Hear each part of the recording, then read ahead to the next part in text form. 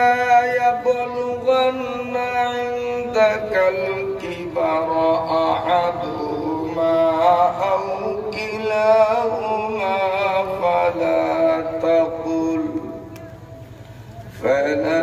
تقل لهما أف ولا تنهرهما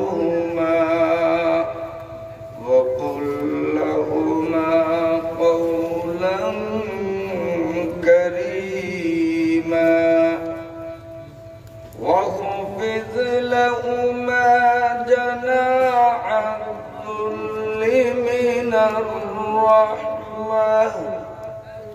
وقل رب ارحمهما كما ربياني صغيرا ربكم أعلم بما في نفوسكم إن تكونوا صالحين فإنه كان للأوابين غفورا صدق الله مولانا العظيم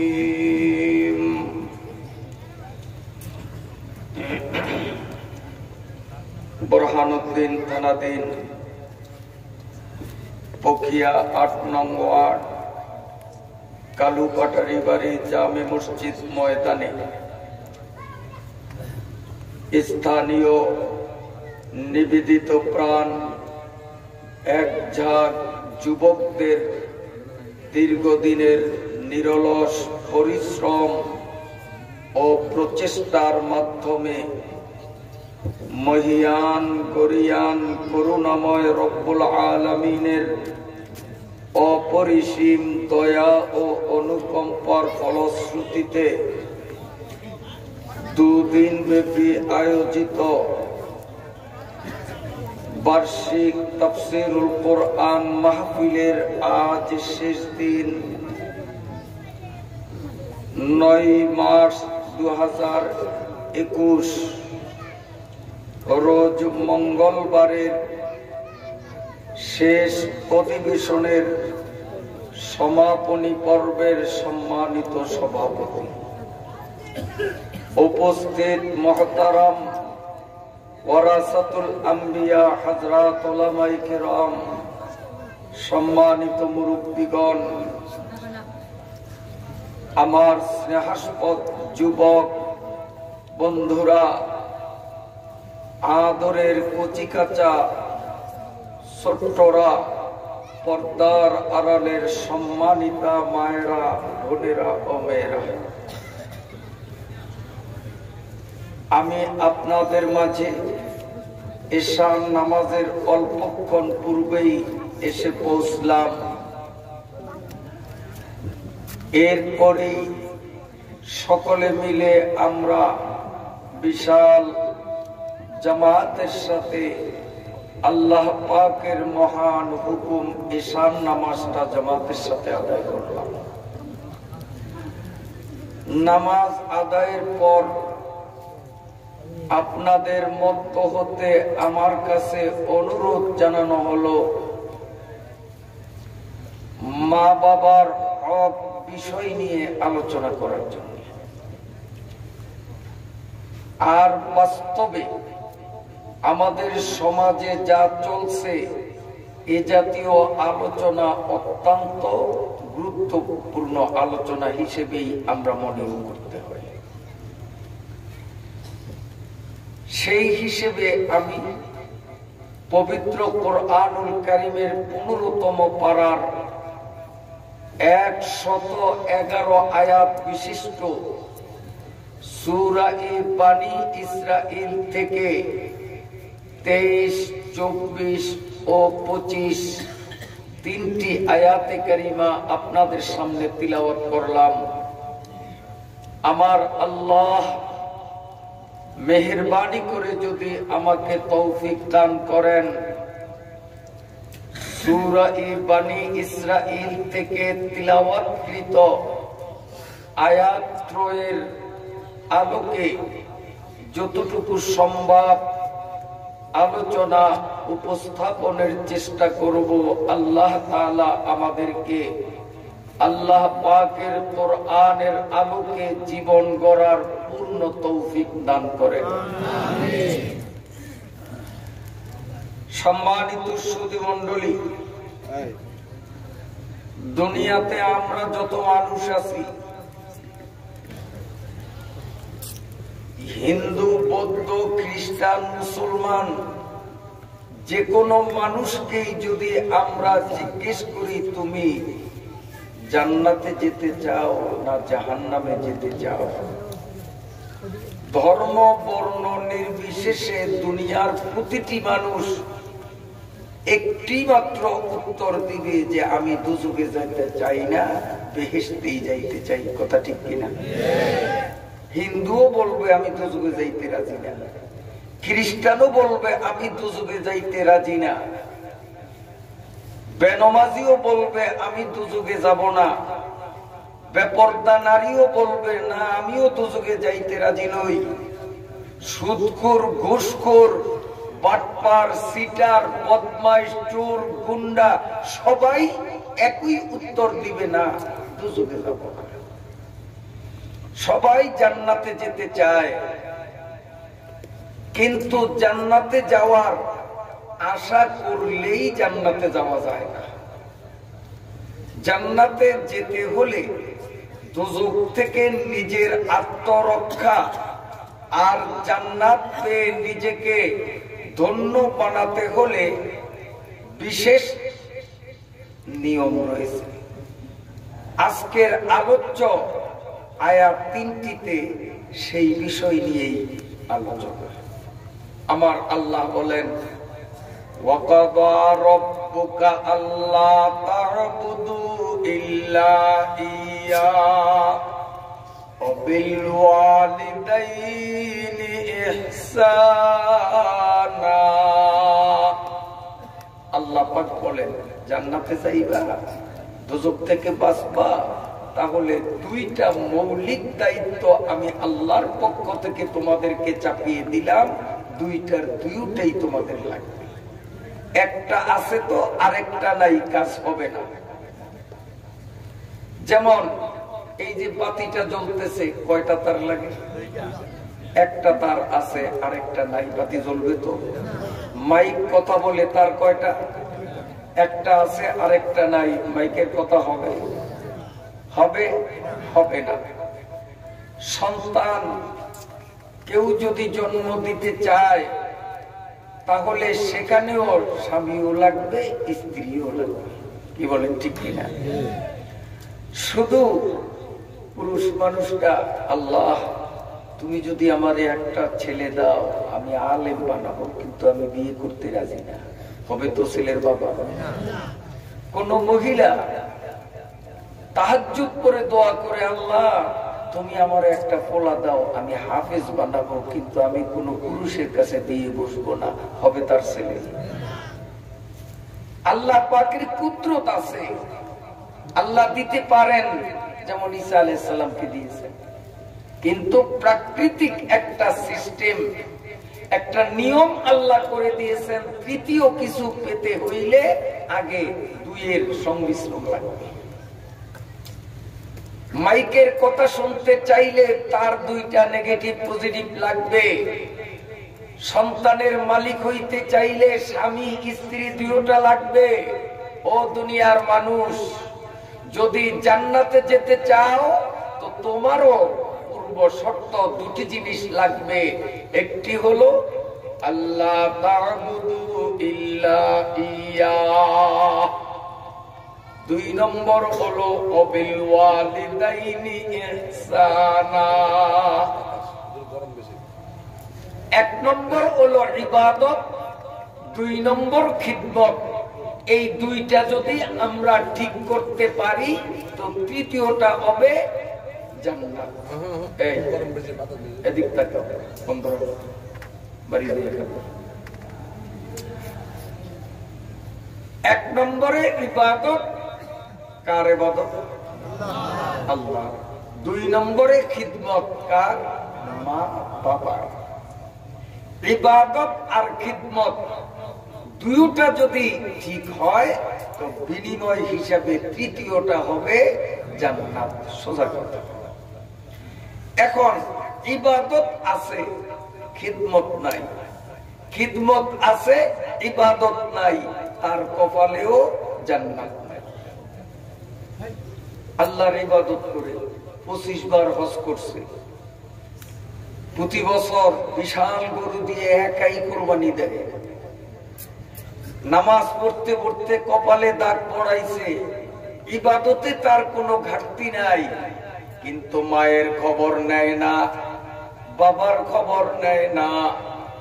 মা বাবা রীতিমতো খাবার খায় কি খায় না, উপবাস থাকে কিনা, পরনে কাপড় আছে কিনা, অসুস্থতায় কষ্ট পায় তার চিকিৎসার পয়সা আছে কিনা, সন্তান খবর নিল না।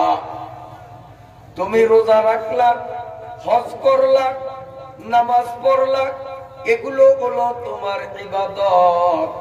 ইবাদতের তার তোমার মজবুত করেছ, পাশাপাশি যদি খিদমতের তার তুমি না লাগাও, এক তারে কোনদিন জান্নাতের বাতি জ্বলবে না। ইবাদত আছে, খিদমত নাই, তার কপালে জান্নাত নাই। আবার আরেক দিকে নামাজ পড়ে না, রমজানে রোজাও রাখে না, হজ ফরজ, হজেও যায় না, যাকাত ফরজ, যাকাতও দেয় না, কিন্তু মা বাবার জন্য কেমন পাগল। মা যদি বলে বাবা আঙ্গুর খাইতে মন চায়, 250 গ্রাম আঙ্গুর আনিস, বুরহানুদ্দিন বাজারে গিয়ে 1 কেজি কিনলো আঙ্গুর, 2 কেজি কিনলো আপেল, আরো কয়েক আইটেমের ফল। মা যদি বলে বাবা আমার জন্য একটা ব্লাউজ আন, ব্লাউজটা পুরান হয়ে গেছে, বুরহানুদ্দিন বাজারে গিয়ে শাড়ি কিনলো, ব্লাউজ কিনলো, ছায়া কিনলো, জুতা কিনলো। এমন সন্তান আছে কিনা দুনিয়াতে? মায়ের পাগল আছে না? মা যদি চায় এর দূর তো বাইরে দেয়, এই এরপর মা কিচ্ছু করতে পারি নাই। ও বন্ধু, তুমি খিদমতের তার লাগাইলা, কিন্তু ইবাদতের তারের সংযোগ তোমার মধ্যে নাই। মা বাবার খিদমত যথেষ্ট তুমি করলা, তুমি নামাজ পড়ো না, রোজা রাখো না, যাকাত দাও না, তাহলে তোমার খিদমত আছে, ইবাদত নাই। তুমিও স্বর্ণের অক্ষরে লিখিয়া রাখো, তোমার কপালেও জান্নাত নাই। খালি খিদমত করলে চলবে না, ইবাদতও লাগবে। শুধু ইবাদত করলেই চলবে না, সাথে খিদমতও লাগবে। কার ইবাদত? জোরে কর। আল্লাহ। ইবাদত অর্থ কি?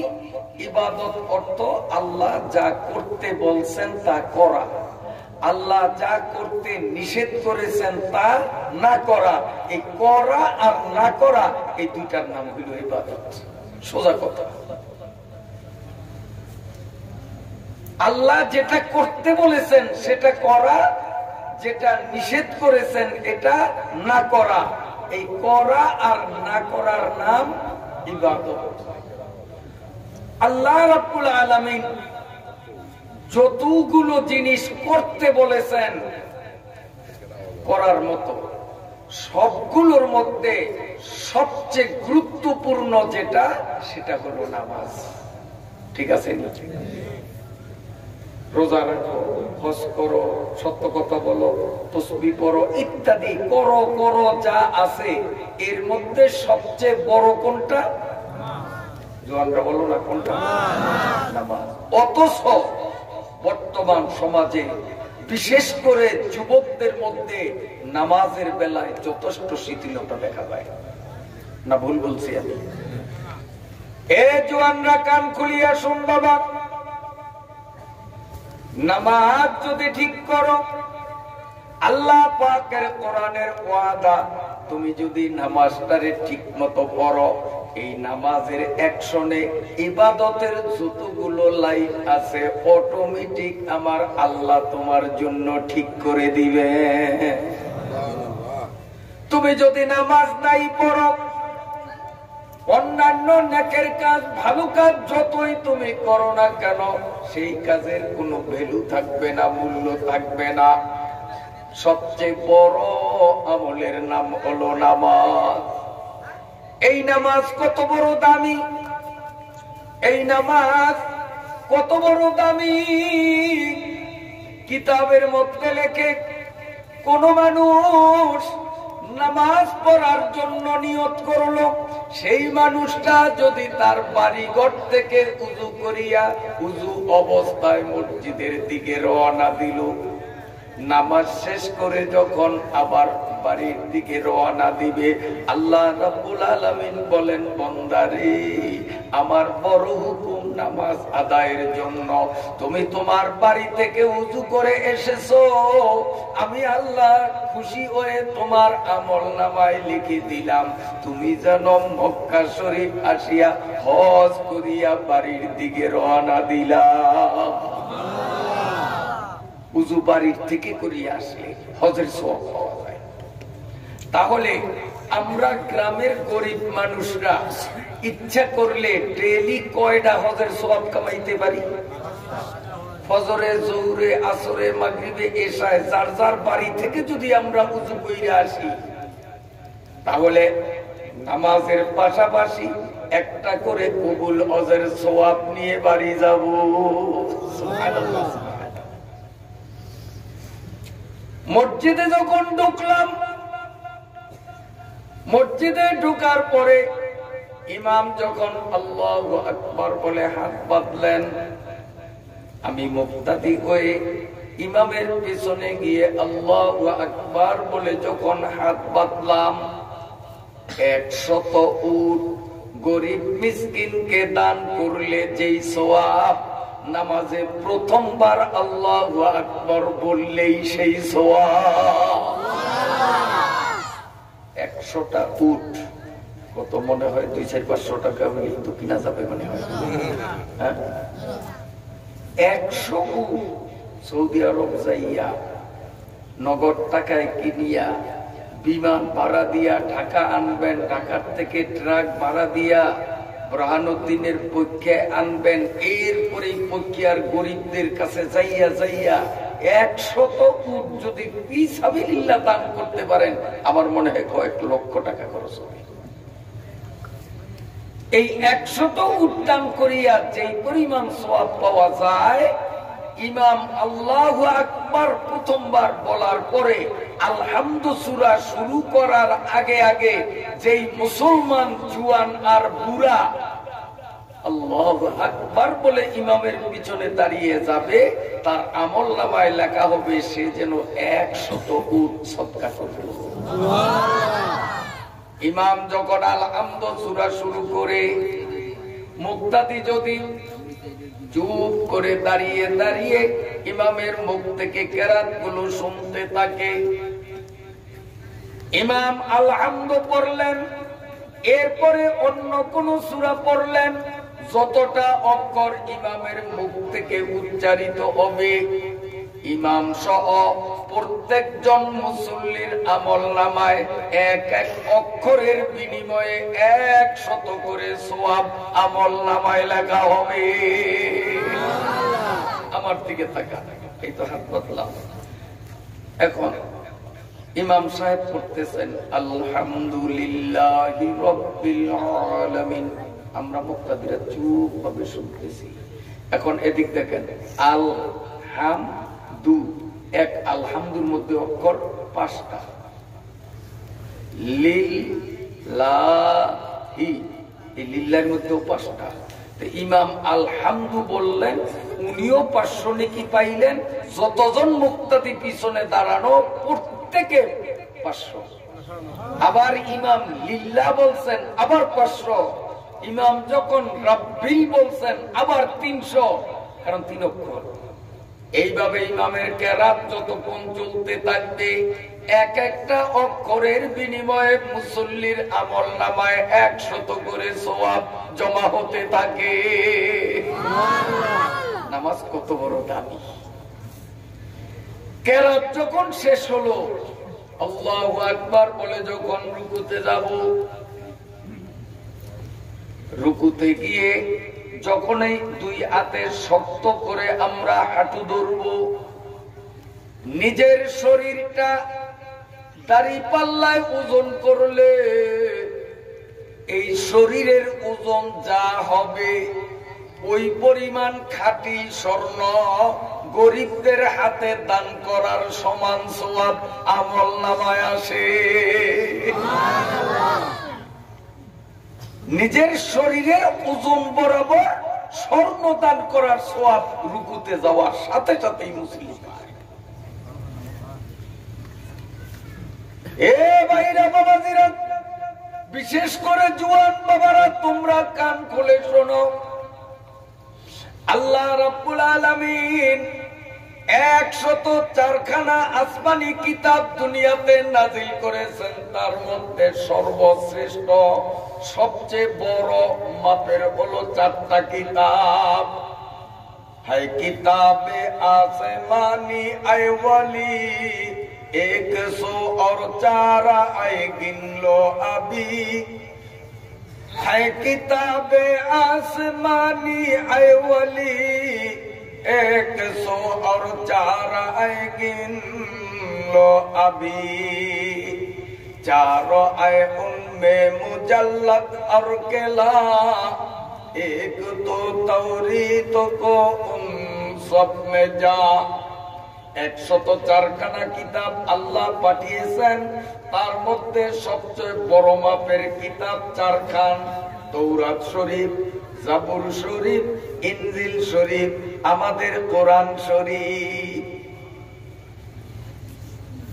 কোন মানুষ তৌরাত, জাবুর, ইনজিল, কোরআন এই বড় 4টা কিতাব টেবিলে খুলিয়া প্রত্যেকটা কিতাবকে যদি একবার খতম দেয়, কোরআন সবটা পড়লো, তৌরাত সবটা পড়লো, ইনজিল পড়লো, জাবুর পড়লো, এই 4টা কিতাবের প্রত্যেকটারে একবার করিয়া খতম করলে যেই পরিমাণ সওয়াব, রুকুতে 3 বার সুবহানা রাব্বিয়াল আযীম পর্যন্ত দেরি করলেই ওই পরিমাণ সওয়াব।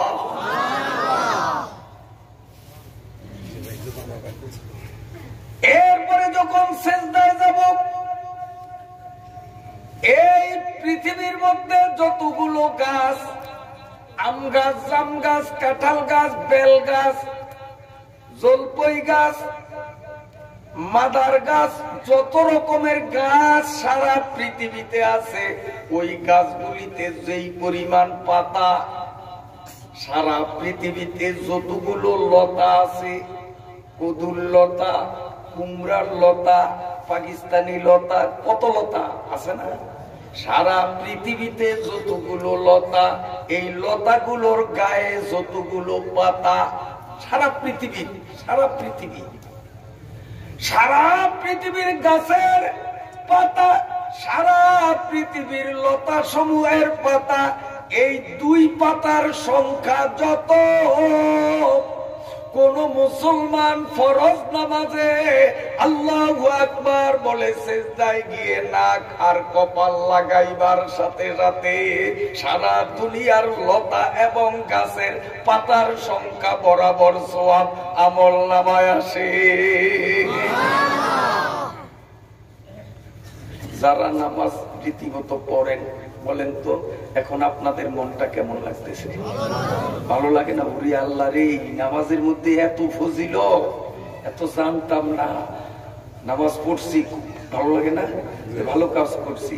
আর যে সমস্ত যুবকরা নামাজে অলসতা করে দাদারে কোথায়া ক্যাত কোথায়া মসজিদে পাঠায় আর নিজে বসে বসে ফেসবুক চালায়, আসেনি? নাই, হে দাদা জামাত গেল শিগগির যান, দাদারে মসজিদও পাঠায়, নিজে বসে ইউটিউব চালায়। এরা যদি মানুষের বাচ্চা হইয়া থাকে, ওদের মধ্যে যদি বিবেক বিবেচনা বোধ থেকে থাকে, আল্লাহ এবং আল্লাহর রসুলের কথার উপরে যদি বিশ্বাস ও আস্থা থাকিয়া থাকে, তো আমার এতক্ষণের এই আলোচনা শুনিয়া ওদের মধ্যে একটা ধাক্কা লাগবে যে হায় রে, এই নামাজ দিয়ে আমি পড়ি না, না এই নামাজ আর সারা যাবে না। আর অজাত পূজাত অসভ্য বেয়াদব শয়তানের চেলা যদি হয়, তো সারা জীবন ওয়াজ কইরো 2 পয়সা লাভ হবে না। ঠিক না বে ঠিক? আর মানুষের বাচ্চা মানুষ যদি হয় আর ওয়াজ লাগে না, এরপরে ইনশাআল্লাহ আশা করি আর নামাজ ছাড়তে পারে না। কি বলো যুবকরা, পড়বা নামাজ? পড়বা ইনশাআল্লাহ? কবে? কবরে যাওয়ার পর, তাই না? কবে থেকে? কবে থেকে? আজকের থেকে ইনশাআল্লাহ। ও ভাইরা ভালো করে শুনেন, আল্লাহু আকবার, আল্লাহু আকবার। নামাজের শেষ বৈঠকে আত্তাহিয়াত পড়ার জন্য যখন আমরা বসলাম, এখনো আত্তাহিয়াত শুরু করলাম না, শুধুমাত্র বসলাম। ইয়াহইয়া আলাইহিস সালাম আল্লাহর একজন নবী ছিলেন। ইহুদি বেঈমানরা ইয়াহইয়া আলাইহিস সালামকে জবাই করে মাথাটাকে শরীর থেকে আলাদা করে শহীদ করে দিল। ইয়াহইয়া নবী সবর করেছেন, ওই সওয়াব। জাকারিয়া নবী আল্লাহ পাকের একজন শীর্ষস্থানীয় নবী। কুলাঙ্গার ইহুদির বাচ্চারা ধারালো করাত দিয়ে হযরতে জাকারিয়া নবীর মাথার তালু থেকে নিয়ে গোটা শরীরটাকে করাত দিয়ে চিরে 2 টুকরা করলো। আল্লাহর নবী জাকারিয়া কোনো চিল্লা চিল্লি করলেন না, সবর এখতিয়ার করেছেন। আয়েকেরা আররা বরসার মিকাশা, আয়েকেরা আররা বরসার মিকাশা দো দিগারেরা তাজে বরসার মিনাত। জাকারিয়া নবীকে ইহুদিরা করাতের সাহায্যে চিরিয়া 2 ভাগ করলো। আল্লাহর নবী জাকারিয়া সবর করে যে পরিমাণ সওয়াব পেলেন। হযরতে আইয়ুব আল্লাহ পাকের একজন নবী ছিলেন, যে আইয়ুবের মাথার তালু থেকে পায়ের তালু পর্যন্ত সারা শরীরটা পচে গলে একদম বিনষ্ট হয়ে গেছে। পচা গোশতের মধ্যে লক্ষ লক্ষ পোকা জন্ম নিয়েছে। পোকাগুলো কিটকিট করে কামড় দিয়ে দিয়ে হযরতে আইয়ুব নবীর সারা শরীরের পচা গোশতগুলো খেয়ে ফেলল। আল্লাহ স্তনে সাবর বাকির মা কুতে দাদ হামজে ইউনুস লুকমা এবা রুতে দা। সারা শরীরের গোশতগুলো পোকাগুলি খাইল। আল্লাহর নবী আইয়ুব আলাইহিস সালাম 1 সেকেন্ডের জন্য তিনি উহা করলেন না, চিল্লাইলেন না। লক্ষ লক্ষ পোকাগুলো সারা শরীরের গোশতগুলো খায়। আর আল্লাহর নবী আইয়ুব জিহ্বা নেড়ে নেড়ে আল্লাহ আল্লাহ নামের জিকিরে মশগুল। তিনি সবর করলেন। সারা শরীরের গোশতগুলো খাওয়ার পরে আইয়ুব নবীর জিহ্বার গোড়া একটা পোকায় যখন কামড় মারলো, আইয়ুব নবী তখন চিৎকার মারিয়া উঠলেন। আল্লাহ পাক বললেন, কিরে আইয়ুব, সবর কি তোমার শেষ হয়ে গেল নাকি? আইয়ুব নবী কান্দেন আর বলেন, মাবুদ গো, পাও খাইলো, হাত খাইলো, পেট খাইলো, পিঠ খাইলো, নাক খাইলো, মুখ খাইলো, আমার সারা শরীরের গোশতগুলো পোকায় খাইলো। আমি সবর করেছি, ধৈর্য ধারণ করেছি, উয়া করি নাই। আমার জিহ্বাটা সুস্থ ছিল, ওই জিহ্বা নাড়িয়া নাড়িয়া মাবুদ তোমারে বলাইতাম। এখন পোকায় যদি আমার জিহ্বাটারও খাইয়া পালায়, আমি তোমারে কেমনে বলাবো? এই আইয়ুব নবীর এতগুলো বিপদের মধ্যে সবর করে তিনি যে পরিমাণ সওয়াব পাইলেন, ইয়াহিয়া নবীর সবরের সওয়াব, জাকারিয়া নবীর সবরের সওয়াব, হযরতে আইয়ুব নবীর সবরের সওয়াব, তিনজন নবীর সওয়াব গুলাকে একত্রিত করলে যেই পরিমাণ সওয়াব হবে, আমি আর আপনি আখেরি নবীর উম্মত ফরজ নামাজে আত্তাহিয়াত পড়ার জন্য বসলেই ওই পরিমাণ সওয়াব। তিনজন নবীর সবরের সম পরিমাণ সওয়াব আত্তাহিয়াতুর জন্য বসার সাথে আমরা পেয়ে যাই।